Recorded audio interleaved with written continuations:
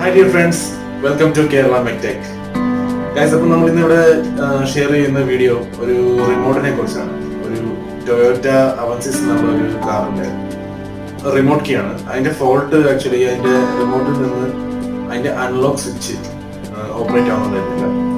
നമ്മൾ ജസ്റ്റ് അതൊന്ന് അഴിച്ച് ചെക്ക് ചെയ്ത് അതിന്റെ ഫോൾട്ട് അങ്ങനെ നമ്മൾ റെക്ടിഫൈ ചെയ്തു. അതിനെക്കുറിച്ചുള്ള ഒരു വീഡിയോ ആണ്. ഇതെല്ലാവർക്കും ഉപയോഗിക്കും ഞാൻ വിശ്വസിക്കുന്നു. അപ്പോൾ നമുക്ക് വീഡിയോയിലേക്ക് പോകാം.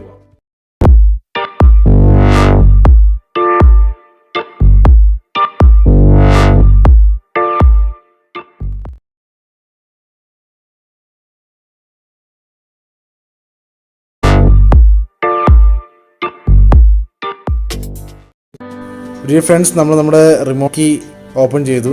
പാർട്സ് എല്ലാം സ്പ്ലിറ്റ് ചെയ്ത് വെച്ചിട്ടുണ്ട്. അതിൻ്റെ ബോർഡും അതിൻ്റെ സ്വിച്ച് പാഡും എല്ലാം നമുക്ക് കാണാം.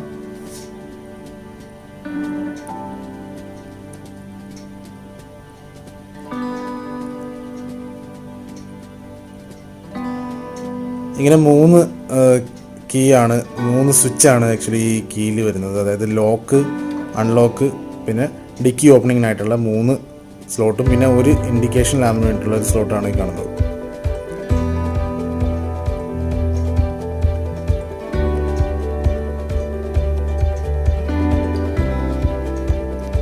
ബോർഡ് പരിശോധിച്ചപ്പോൾ മനസ്സിലായി ഇതിൻ്റെ ബോർഡിനല്ല കേട് വന്നേക്കുന്നത്. ഇതിൻ്റെ സ്വിച്ചിന്, അൺലോക്ക് സ്വിച്ച്, ഈ കാണുന്ന 3 സ്വിച്ചിൽ ഈ ബ്ലാക്ക് ആയിട്ട് കാണുന്നതാണ് ഇതിൻ്റെ അൺലോക്ക് സ്വിച്ച്. എളുപ്പം മനസ്സിലാക്കാൻ വേണ്ടിയാണ് അങ്ങനെ വെച്ചേക്കുന്നത്. അപ്പോൾ സ്വിച്ചിൽ ക്ലാവ് പിടിച്ച് തുരുമ്പ് പിടിച്ച് ആ സ്വിച്ച് അങ്ങ് കേടായി പോവുകയാണ് ആക്ച്വലി ചെയ്തേക്കുന്നത്. ഇതൊരു മൈക്രോ സ്വിച്ചാണ്. സെർച്ച് ചെയ്തപ്പോൾ മനസ്സിലായി ഇതുണ്ട്, അവൈലബിൾ ആണ്, ഓൺലൈൻ അവൈലബിൾ ആയിട്ട് കിട്ടും എന്നുള്ളത് മനസ്സിലായി.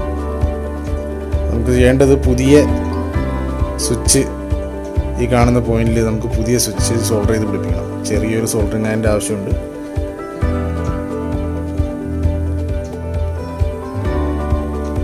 ബോർഡിൻ്റെ ഒരു ക്ലോസ്ഡ് വ്യൂ നമുക്ക് കാണാം.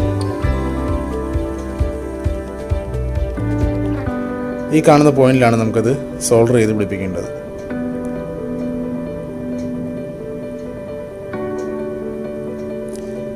പുതിയ ബാറ്ററി നമുക്ക് കാണാം. ഇതിൻ്റെ പുതിയ ബാറ്ററി സെയിം ബാറ്ററി, പഴയ ബാറ്ററി നമ്പർ നോക്കി ഓർഡർ ചെയ്തിട്ടുണ്ട്. ബാറ്ററി വന്നു. അതേപോലെ തന്നെ സ്വിച്ച്, മൈക്രോ സ്വിച്ച് ഒരു പാക്കിൽ 2 എണ്ണമായിട്ടാണ് കിട്ടിയിരിക്കുന്നത്. അപ്പോൾ ഒരെണ്ണം എന്തായാലും നമുക്ക് എക്സ്ട്രാ ആയിരിക്കട്ടെ. ഒരെണ്ണം നമുക്കിത് സോൾഡർ ചെയ്യാം. അപ്പോൾ സോൾഡർ ചെയ്ത് കഴിഞ്ഞാൽ നമുക്ക് ഇതിൻ്റെ ഓപ്പറേഷൻ കാണാം. അൺലോക്ക് സ്വിച്ച്, ലോക്ക്, ബൂട്ട് അല്ലെങ്കിൽ ഡിക്കി, ഇതെല്ലാം വർക്കിംഗ് ആണ്. ഡിയർ ഫ്രണ്ട്സ്, വീഡിയോ ഇഷ്ടപ്പെട്ടാൽ തീർച്ചയായിട്ടും ലൈക്ക് അടിക്കുക. അഭിപ്രായങ്ങൾ കമന്റിലൂടെ അറിയിക്കുക. അതുപോലെ തന്നെ ഈ ചാനൽ ഉപയോഗപ്രദമായിട്ട് തോന്നുന്നുണ്ടെങ്കിൽ തീർച്ചയായിട്ടും സബ്സ്ക്രൈബ് ചെയ്യുക, മാക്സിമം ഇത് ഷെയർ ചെയ്യുക. നമ്മുടെ ഈ ചാനലില് മറ്റുള്ള വീഡിയോസ് കണ്ടിട്ടില്ലാത്തവർക്കായിട്ട് ഈ വീഡിയോയുടെ ഡിസ്ക്രിപ്ഷനിൽ മറ്റുള്ള വീഡിയോകളുടെ എല്ലാം ലിങ്ക് ഞാൻ ഷെയർ ചെയ്തിരുന്നുണ്ട്. അതാവുമ്പോൾ വൺ ടച്ച് ചെയ്താൽ അല്ലെങ്കിൽ വൺ ക്ലിക്ക് ചെയ്താൽ അത് ഓപ്പൺ ആവും.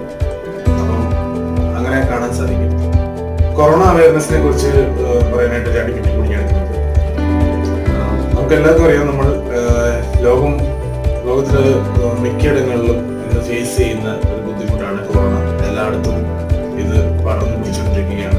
ഇതിന്റെ സീരിയറിറ്റിയെ കുറിച്ച് ഇപ്പോൾ എല്ലാവർക്കും മനസ്സിലായിട്ടുണ്ടാവും. അപ്പോൾ ഇത് നിസ്സാരമായിട്ട് കാണുന്നതാണ് ഏറ്റവും വലിയ പ്രശ്നം.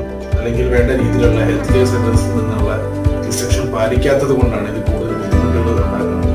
അപ്പം ദയവ് ചെയ്ത് എല്ലാവരും ഗവൺമെന്റ് ഹെൽത്ത് കെയർ സെന്റേഴ്സ് തരുന്ന ഇൻസ്ട്രക്ഷൻസ് പാലിക്കുക. ചാനലിലൂടെ, TV-യിലൂടെ എന്നൊക്കെ നല്ല മാധ്യമങ്ങളുണ്ട്. എല്ലാ രീതിയിലും നമുക്ക് ഇതിനെക്കുറിച്ചുള്ള അറിവുകൾ നമുക്ക് ലഭിക്കുന്നുണ്ട്. അപ്പോൾ എല്ലാവരും സഹകരിക്കുക. എല്ലാവരും ഇതിനെ നേരിടാൻ വേണ്ടിയിട്ട് പ്രിക്കോഷൻസ് മാത്രമേ ഉള്ളൂ.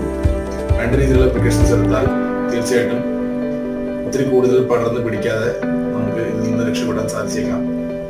അപ്പം എല്ലാവരും 3 ലെയർ മാസ്കുകൾ ഉപയോഗിക്കുക. കൈകൾ ഹാൻഡ് സാനിറ്റൈസർ ഉപയോഗിച്ച് ക്ലീൻ ചെയ്യുക.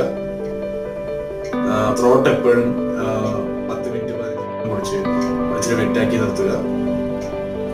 പിന്നെ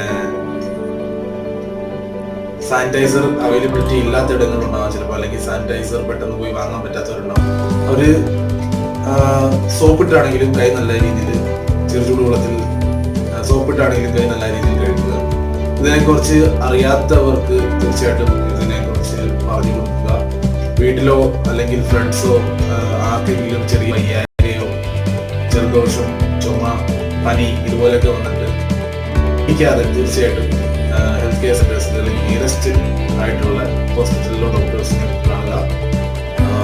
ഇങ്ങനെയൊക്കെ തന്നെ നമുക്ക് സഹകരിച്ച് ഇതിനെ നേരിടാനായിട്ട് പറ്റുള്ളൂ. അപ്പം വീണ്ടും ഇനിയും ഇത് ഒത്തിരി അധികം ആളുകളിലേക്ക് പടർന്ന് പിടിക്കാതിരിക്കട്ടെ എന്ന് ആശംസിച്ചുകൊണ്ട് ഈ വീഡിയോ ഞാനിവിടെ അവസാനിപ്പിക്കുന്നു. വീണ്ടും കാണാം നമുക്ക് ഒരു പുതിയ വീഡിയോ ആയിട്ട്. ബൈ.